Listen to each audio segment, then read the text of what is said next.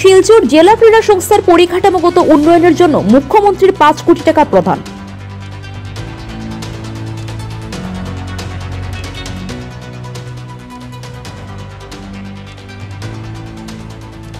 তেতাল্লিশতম নরেশচন্দ্র পাল স্মৃতি সর্বভারতীয় বাংলা একাঙ্ক নাটক প্রতিযোগিতা বঙ্গভবনে।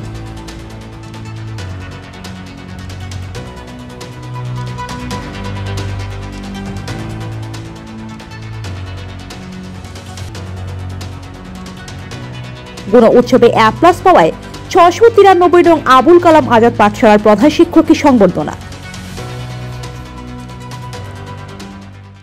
শিলচরে আয়োজিত গত ক্যাবিনেট বৈঠকে আসামের মুখ্যমন্ত্রী ডক্টর হিমন্ত বিশ্ব শর্মা কর্তৃক শিলচর জেলা ক্রীড়া সংস্থার পরিকাঠামো উন্নয়নে 10 কোটি টাকা বরাদ্দ করার ঘোষণা করেছিলেন। মুখ্যমন্ত্রীর সেই প্রতিশ্রুতি অনুযায়ী শনিবার প্রথম পর্যায়ের কাজ শুরু করা হয়। এদিন শিলচরের অতিরিক্ত জেলা শাসক ইউরাজ বরঠাকুর রিমোট টিপে সরকারের 5 কোটি টাকা ব্যয়ে কাজের আনুষ্ঠানিকভাবে শিলান্যাস করেন। এ উপলক্ষে আয়োজিত এক সংক্ষিপ্ত অনুষ্ঠানে বক্তব্য রাখতে গিয়ে জেলা ক্রীড়া সংস্থার সভাপতি শিবব্রত দত্ত জানান, আসাম সরকারের বরাদ্দকৃত অর্থে আগামীতে শিলচর জেলা ক্রীড়া সংস্থার একটি পূর্ণাঙ্গ রূপ যাবে এবং খেলাধুলার ক্ষেত্রে কাছাড় সহ গোটা উপত্যকা আরও এগিয়ে যাবে। বিধায়কের প্রচেষ্টা ও মুখ্যমন্ত্রীর সহায়তায় শনিবার প্রথম পর্যায়ে বরাদ্দকৃত 5 কোটি টাকা ব্যয়ে কাজের শুভ শিলান্যাস হওয়ায় স্থানীয় বিধায়ক সহ আসাম সরকারকে ধন্যবাদ ও কৃতজ্ঞতা জ্ঞাপন করেছেন শিলচর ডিএস এর কর্মকর্তারা। আজকে আমাদের এই প্রোগ্রামটা আমরা বিগত দিনে মাননীয় মুখ্যমন্ত্রী ডক্টর হিমন্ত বিশ্ব শর্মা এসেছিলেন যখন ক্যাবিনেট মিটিংয়ের সময়, তখন উনি ইনফ্রাস্ট্রাকচার ডেভেলপমেন্টের জন্য আমাদের ডিএসএ স্টেডিয়ামের জন্য বরাদ্দ করেছিলেন 10 কোটি টাকা। সেই 10 কোটি টাকার 5 কোটি টাকা ইতিমধ্যে কাজ শুরু হলো আজকে। তো আজকে যে কাজ শুরু হলো আমরা অতি আনন্দিত এই কারণে যে আমরা জেলা ক্রীড়া সংস্থা এই টাকা দিয়ে আমাদের জেলা ক্রীড়া সংস্থার যে স্টেডিয়ামটা সেটা পূর্ণাঙ্গ রূপ পাবে আমরা আশা করছি এবং খেলাধুলার উন্নয়নে আমরা যেভাবে সচেষ্ট আছি এবং আমাদের মাননীয় মুখ্যমন্ত্রী যেভাবে খেলাধুলা প্রসারের জন্য নিজেকে জড়িয়ে রেখেছেন, কিছুদিন আগেই আপনারা দেখেছেন খেল মহারণ করলেন এবং সারা স্টেটে আসামের পুরো জায়গায় কোনায় কোনায় জিপি লেভেল থেকে হাইয়েস্ট লেভেল অবধি 5টা ডিসিপ্লিনে এত সুন্দর খেলা হয়েছে এবং সেখান থেকে অনেক খেলোয়াড় বেরিয়ে আসবে আমাদের আশা। এবং আমরা জেলা ক্রীড়া সংস্থাও সেই কাজেই ব্রতী রয়েছি। আমরা মনে করি এই ইনফ্রাস্ট্রাকচার ডেভেলপমেন্টের মাধ্যমে আমাদের ক্রীড়া জগতে একটা আলোড়ন সৃষ্টি হবে এবং যেভাবে আমাদের মুখ্যমন্ত্রী এবং এইখানের জনপ্রতিনিধি আমাদের মাননীয় বিধায়ক যেভাবে কর্মতৎপর এবং আমাদের এই ফান্ডটা রিলিজ করার জন্য ওনারা যেভাবে সচেষ্ট ছিলেন, আমি সবাইকে আমার জেলা ক্রীড়া সংস্থার পক্ষ থেকে আন্তরিক ধন্যবাদ ও কৃতজ্ঞতা জানাচ্ছি এবং আশা করব যে ক্রীড়ার উন্নয়নে ওরা আরও এগিয়ে আসবেন এবং এই স্টেডিয়াম পূর্ণাঙ্গ রূপ পেতে আরও অনেক অনুদানের প্রয়োজন রয়েছে। আমরা আগামী দিনে আমরা মাননীয় মুখ্যমন্ত্রীর কাছে আবারও আবেদন করব আমাদের এই স্টেডিয়ামটাকে একটা পূর্ণাঙ্গ রূপ দেওয়ার জন্য। আমি এইটুকু বলেই আজকে সবাইকে ধন্যবাদ জানাচ্ছি। আমাদের খুশির দিন, আমরা এইমাত্র এটা কাজের শুরু হবে, আজকে থেকেই আমাদের কাজ শুরু হয়ে যাবে। কাজেই আমরা আশাবাদী খুব তাড়াতাড়ি আমরা এটা শেষ করে বাকি যেটা ইনফ্রাস্ট্রাকচার ডেভেলপমেন্টের 5 কোটি টাকা রয়েছে সেটাও আমরা পেয়ে যাব। এটা শেষ করে ইউটিলাইজেশন সার্টিফিকেট দেওয়ার পরেই আমরা বাকি টাকাটুকু পেয়ে যাব এই আশা রাখছি। রূপম আয়োজিত 43তম নরেশচন্দ্র পাল স্মৃতি সর্বভারতীয় বাংলা একাঙ্ক নাটক প্রতিযোগিতা শিলচর বঙ্গভবনে শুরু। এ উপলক্ষে নাটক শুরু হওয়ার প্রাক্কালে শিলচর গোলদিঘি মোড়ের সামনে থেকে বিভিন্ন সংস্থা, ক্লাব, সংগঠন ও অন্যান্যরা মিলে এক বিরাট আকারের সাংস্কৃতিক শোভাযাত্রা বের হয়। এই শোভাযাত্রাটি শিলচর শহরের প্রধান সড়ক পরিক্রমা করে বঙ্গভবনে গিয়ে শেষ হয়। এই শোভাযাত্রায় সামিল হয়েছিলেন নাটকের উদ্বোধক উষারঞ্জন ভট্টাচার্য, কবি সাংবাদিক অতীন দাস, সংস্থার উপদেষ্টা প্রদীপ দত্ত রায় প্রমুখ।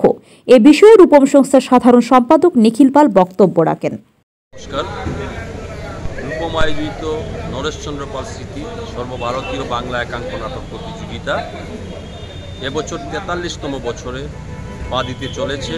আগামীকাল অর্থাৎ 16ই মার্চ আমাদের আগামীকাল থেকে শুরু হবে এই প্রতিযোগিতা। এবারের প্রতিযোগিতায় মোট 32টি নাট্যদল অংশগ্রহণ করছে এবং শেষ দিনে থাকছে একটি প্রদর্শনী নাটক। শিলচর শহরের সংস্কৃতিপ্রেমী জনসাধারণ, সেই সঙ্গে প্রত্যেকটি নাট্যদল যেভাবে আমাদের সাহায্য সহযোগিতা করে আসছেন, এর জন্যই আমরা এই 43 বছরে পা দিতে পেরেছি আজ এই উৎসবের প্রাক্কালে একটি সাংস্কৃতিক শোভাযাত্রা বের হয়েছিল গুলদিঘি মলের সামনে থেকে ঠিক বিকেল 4টায়। এতে সবাই যোগদান করেছেন। আমাদের দেখে খুবই ভালো লেগেছে। শিলচরের প্রবীণরা যারা আছেন এবং এরই সঙ্গে আগামীকালের উদ্বোধক উষারঞ্জন ভট্টাচার্য মহাশয়ও আমাদের সঙ্গে পায়ে পা মিলিয়েছেন এবং প্রবীণ ব্যক্তি অতীন দাস মহাশয় আমাদের সঙ্গে ছিলেন পুরো পথ চলায়। সেই সঙ্গে যতগুলি নাট্যদল এবং সংস্কৃতিপ্রেমী জনসাধারণ আছে এই পথ চলায় যোগদান করেছেন, তাদের সবাইকে আমি রূপমের তরফ থেকে অসংখ্য ধন্যবাদ জানাই। পঞ্চমবারের মতো এবারও গুণ উৎসবে এ+ পাওয়ায় শিলচরের একই আজাদ রোডের 693 নং আবুল কালাম আজাদ পাঠশালার প্রধান শিক্ষক মঞ্জিল আহমেদ রাজবরভূয়াকে সংবর্ধনা জানালো স্কুল পরিচালনা কমিটির কর্মকর্তারা। শনিবার স্কুল পরিচালনা কমিটির সভাপতি আলিয়া বেগম রাজবরভূয়ার নেতৃত্বে অন্যান্য কর্মকর্তাদের উপস্থিতিতে স্কুলের প্রধান শিক্ষককে সংবর্ধনা প্রদান করা হয়। পরে সাংবাদিকদের সাথে মুখোমুখি হয়ে স্কুল পরিচালনা কমিটির সভাপতি আলিয়া বেগম সহ অন্যান্যরা বলেন, পঞ্চমবারের মতো এবারও গুণ উৎসবে এ+ পাওয়ায় তারা অত্যন্ত খুশি। স্কুলের প্রধান শিক্ষক সহ অন্যান্য শিক্ষার্থীরা ছাত্রছাত্রীদের মনোযোগ সহকারে পড়ান, তাই এই সাফল্য এসেছে এবং এই স্কুলের প্রত্যেক ছাত্রছাত্রীদের সবাই মতো মিড ডে মিল খাওয়ানো সহ বিভিন্ন বিষয়ে খেয়াল রাখার জন্য সবাইকে ধন্যবাদ জানান তারা। স্কুল গুণ উৎসব রেজাল্টের লাগি নাইছি পাস করছে। এবার লইয়া ফার্স্টবার আমি নতুন হয়েছি অ্যাক্সিডেন্ট এবার আমি পাইছি। এবার লইয়া তারা ফার্স্টবার হয়েছে স্কুল পাস করার পাইছি। এ+ ফলায় খুব ভালো লাগে। আমরা শিক্ষিকা তারা যেন যত্ন করিয়া যেন আমরা বাচ্চারা পড়াইছে, তারারেও ধন্যবাদ। স্যার তারারেও ধন্যবাদ। মানে সবসময় যত্নে নে আর SMC খানিও নিল লাগে কোনো অসুবিধা নাই। সবসময় এটা পরিষ্কার হইয়া স্যারে আমরা বাচ্চা ভিতরে যত্ন করিয়া খাওয়ানো। স্যাররা ধন্যবাদ জানাইছে যে মিস স্যার তারা খুব ছেলে মেয়ের খুব যত্ন আর এ+ সবসময় এ+। এবারও এ+ শুনি আমি খুব আনন্দ হয়েছি, তার জন্য আইসি স্যারকে ধন্যবাদ জানাই বলি। আমরা একে আজাদ পাঠশালা স্কুল এবার গুণ উৎসবে 5 নম্বর বা এ+ পাইছে। এর লাগি ধন্যবাদ আমরা স্যাররে অত্যন্ত ধন্যবাদ জানাই, লগে শিক্ষক শিক্ষিকারা সবরে ধন্যবাদ জানাই। আমরাও খুশি, স্যার ম্যাডাম সবরে ধন্যবাদ জানাই। পরে স্কুলের প্রধান শিক্ষক নিজের প্রতিক্রিয়া ব্যক্ত করতে গিয়ে বলেন, আবুল কালাম আজাদ পাঠশালা 1959 ইংরেজিতে স্থাপিত হয়েছে। এই স্কুলে আমি 2011 সালে এসেছি এবং আসার পর থেকে এই স্কুলের নিয়মিত কাজ চলে যাচ্ছে। 2022 ইংরেজিতে বন্যার জলে পুরো স্কুল প্লাবিত হয়েছিল। এর ফলে স্কুলের অনেক ক্ষতি হয়েছে।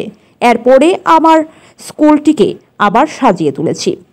এই স্কুল উভয় সম্প্রদায়ের ছাত্রছাত্রীরা একসাথে মিলেমিশে ক্লাস করে থাকেন। স্কুলের শিক্ষার্থীরাও খুব যত্ন সহকারে ছাত্রছাত্রীদের পড়ান। অনেক সময় অসহায় ছাত্রছাত্রীদের বিনামূল্যেও এক্সট্রা ক্লাস করিয়ে থাকেন। তাই 2017 থেকে গুণ উৎসব শুরু হওয়ার পর থেকে পঞ্চমবারের মতো এবারও আমরা গুণ উৎসবে এ+ পেয়েছি। এবছর ক্লাস 5-এ 24 জন ছাত্র বেরিয়ে যাবে। তাদের উজ্জ্বল ভবিষ্যৎ কামনা করে তিনি এবং তাদের উদ্দেশ্যে বলেন, যে কোনো সময় কোনো অসুবিধা পড়লে স্কুলে এসে সাহায্য নিতে পারেন। আবুল কালাম আজাদ পাঠশালা 1959 ইংরেজিতে স্থাপিত। এই স্কুলে আমি প্রধান শিক্ষক হিসাবে 2011 সালে এসেছি। আসার পর থেকে আমাদের সব কিছু কাজ চলে যাচ্ছে। আমার নাম মঞ্জিল আহমেদ রাজবরভূয়া এবং উর্ফে বকুল আহমেদ। 2022 ইংরেজিতে 7 জুন ফ্লাড যে এসেছিল, প্রায় আমার স্কুল পুরো প্লাবিত হয়ে গেছে। স্কুলে প্রায় 7 ফুটের মতো জল ছিল আর অনেক নথিপত্র সব শেষ হয়ে গেছে, কোনো কিছু বাঁচাতে পারিনি। আর তারপরে মোটামুটি আমরা সব কিছু আবার নতুনভাবে আমাদের কাজ আরম্ভ করতে হয়েছে এবং এই স্কুলে মোটামুটি 2 শ্রেণী থেকে বাচ্চারা আসছে। মোটামুটি সবাই প্রত্যেক দিন স্কুলে আসে। আমি অভিভাবকদের সঙ্গে সবসময় যোগাযোগ রাখি যাতে স্কুলে বাচ্চা পাঠানোর জন্য। যাই হোক, আমার যে শিক্ষক শিক্ষিকারা স্কুল বাচ্চাদের জন্য অপরন্ত চেষ্টা করে যাচ্ছেন, কারণ শিক্ষক শিক্ষিকার দ্বারা 2017-তে গুণোৎসব স্টাফ হয়েছে। 2017-তে এ+ পেয়েছি। প্রতি বছরই গুণোৎসব, এখন পর্যন্ত 5বার গুণোৎসব। আমি প্রথম থেকে 5ম পর্যন্ত এ+ পেয়ে যাচ্ছি। আমাদের শিক্ষক শিক্ষিকারা অনেক কষ্ট করে বাচ্চাদেরকে পাঠদান করান। এই পাঠদানের ফলে সেই ফলটা আমরা পেয়েছি যে বাচ্চারা যে মূল্যায়ন যেটা হয়েছে সেটার মাধ্যমে আমরা A+ পেয়েছি। বাইরে ডিসপ্লে মেনু আছে, সেই অনুপাতে মেনু অনুযায়ী আমরা মিড ডে মিল খাওয়ানো হয় এবং বাচ্চারা 100% মিড ডে মিল খাওয়া দাওয়া করে ওরা একাদশ শ্রেণী থেকে পঞ্চম মান পর্যন্ত ক্লাস 5 আপ টু আমাদের স্কুলে আছে। ক্লাস 5-এ 24 জন ছাত্র বেরিয়ে যাবে। আমি তো সবসময় বাচ্চাদেরকে বলি যে তোমরা ভালো করে পড়াশোনা করবে, যাতে আমাদের এই স্কুল থেকে পড়ে গিয়েছো, তোমরা বড় হবে, বড় বড় জায়গায় গিয়ে বড় চাকরি করবে, কলেজে পড়বে, কলেজ পড়ার পর তোমরা কেউ বিভিন্ন দিক দিয়ে তোমরা গেলে পরে আমাদের একটা আশা থাকবে যে আমাদের বাচ্চা সবাই কেউ ডাক্তার হয়েছে, কেউ ইঞ্জিনিয়ার হয়েছে, কেউ উকিল হয়েছে, কেউ শিক্ষক হয়েছে, শিক্ষিকা হয়েছে, এটাই আমাদের আশা রাখিয়ে